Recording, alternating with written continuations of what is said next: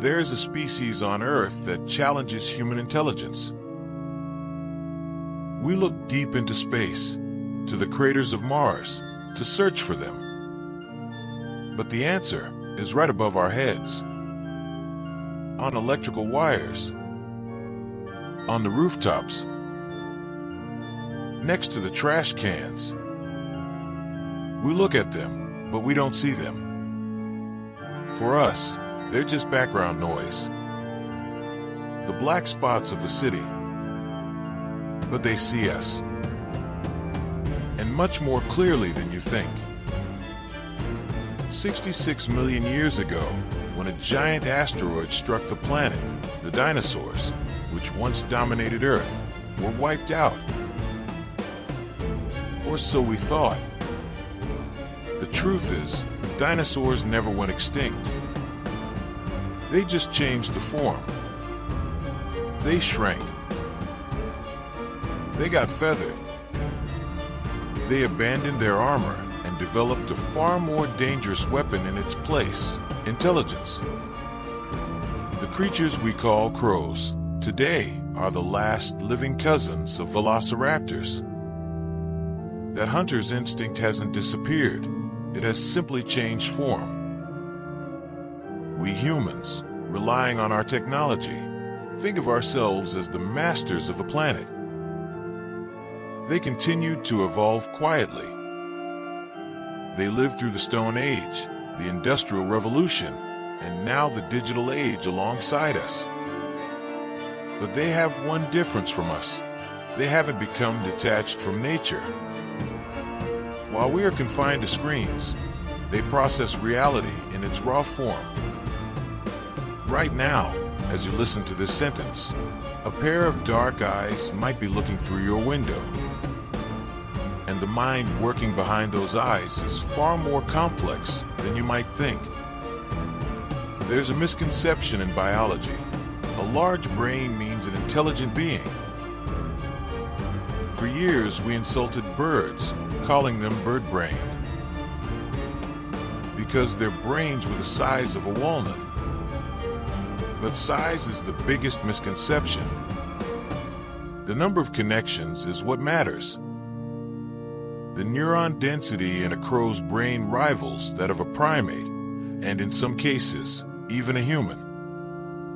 They have a region in their brains called the nidopallium. This is a biological supercomputer. Their processing speed is higher than ours. They render the world faster than we do. What is consciousness? It is being able to say I. When you look in the mirror, it's about understanding that the reflection there is you, not someone else. Dogs can't do that. Cats can't.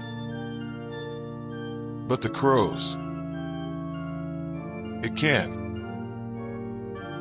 When scientists placed a mark on a crow's feathers that only it could see in a mirror, the crow looked in the mirror and tried to remove the mark from its own body. This is self-awareness. We are faced with a mind that can say, I exist and I am here.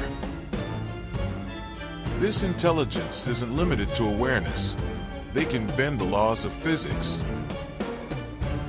It took Archimedes thousands of years to discover the principle of buoyancy. A crow, however, could figure this out in minutes. If he can't reach the food in front of him, he knows he has to throw a stone in to raise the water level. Volume, mass, cause and effect relationship. These aren't instincts, these are engineering. They are physicists by birth. University of Washington, Seattle. Professor John Marsluff asked a question. Could they recognize me? Wearing terrifying rubber masks, he and his team caught and released crows on campus. Then they took off their masks and went back to their normal lives. Nobody attacked them. But when they put that mask, that face back on, all hell broke loose. all the crows on campus started attacking the masked man. They recognized his face. The story doesn't end here. The real horror movie begins here. 5 years have passed. Not present at the original event. Even the young generation of crows, not even in their eggs yet, started attacking the mask that day. How is that possible? How can a crow recognize an enemy it can't see? The answer is simple and terrifying. They told us. The parents described that face to their offspring. Watch out for that face. It's an enemy. Your face could become a legend, a monster in their oral history. They list not only enemies, but also useful idiots. There are crows that bring shiny pieces of metal as a thank you to a woman who gives them peanuts. This isn't an exchange of gifts. This is a business transaction. They categorize you: threat, nurturing, or unnecessary. Right now, the crows in your neighborhood have a file opened on you in their minds. And you will never know what was written in that file. When you enter a forest, the gak sounds you hear might seem the same to you. But when you play it for an artificial intelligence, you see order within the chaos. Tonal changes, frequency ranges, pauses. This isn't Morse code. This is a fully fledged language. There are microscopic but vital differences between saying, "There's food," and saying, "There's dangerous food." In linguistics, there's a feature called recursion.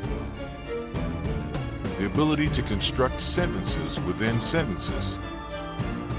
Saying "the cat is coming" is different from saying "that lame cat we saw yesterday is coming from behind the tree." Traces of this structure can be found in the communication patterns of crows. They don't just give immediate warnings. They talk about the past and make plans for the future. Maybe they're just gossiping. And like any intellect so skilled with language, they possess the darkest talent, the ability to lie. A crow might give a false "a hawk is coming" alarm to scare its flock away. While the others run away, he eats the entire meal by himself. To lie, you need to read the mind of the person you're lying to. You need to know what he believes. This is pure manipulation. Sometimes you see strange gatherings on the rooftops. Hundreds of crows form a circle in complete silence. In the center stands a single crow with its head bowed. This is a crow court. The crow on trial had probably broken the rules of the flock. It has stolen the food or damaged the nest. The jury will deliver its verdict. Sometimes he is exiled. Sometimes they all attack suddenly at once and execute him on the spot. In their world, justice is swift and brutal. But what about death? When one crow dies, the others don't abandon it. They gather around him. But this is not a mourning ceremony. This is a crime scene investigation. Like the CSI team. What killed him? Poison? A hunter? A car? They analyze the threat, record the data, and declare that area a forbidden zone. They learn from the dead so that the living can survive. This information will not be lost. It is transmitted culturally. Each generation of crows is born more knowledgeable, better equipped, and better adapted to the human world than the last. While our children are learning to use iPads, their children are learning the cycle of traffic lights. He grows up learning the hours of the garbage trucks and which people are dangerous. Most animals in nature suffer from human presence. When the forests disappear, they disappear too. But the crows, they love us. Our garbage, our cities, our chaos are a paradise for them. Their population isn't decreasing. On the contrary, it's increasing along with us. As we cover the planet in concrete, we are building them an even bigger playground. What if one day humanity withdraws from the stage? What if we were to perish from a disaster of our own making, a nuclear barracks or a virus? The throne will remain vacant. Who will sit on that throne? Dogs? No, they'll die waiting for us. Monkeys? They are trapped in a tropical climate. But the crows, they are everywhere. They are ready. They are smart. And its hands, wings, are capable of holding tools. Perhaps 5 million years from now, the world's new archaeologists will be displaying our bones in their museums. So, the next time you see that black bird on your windowsill, look carefully. When you throw him a piece of bread, think about who you are actually serving. He's not a beggar. He is a prince patiently waiting his turn. And deep within those dark eyes, a recording device continues to operate, knowing everything about you. Your file is open.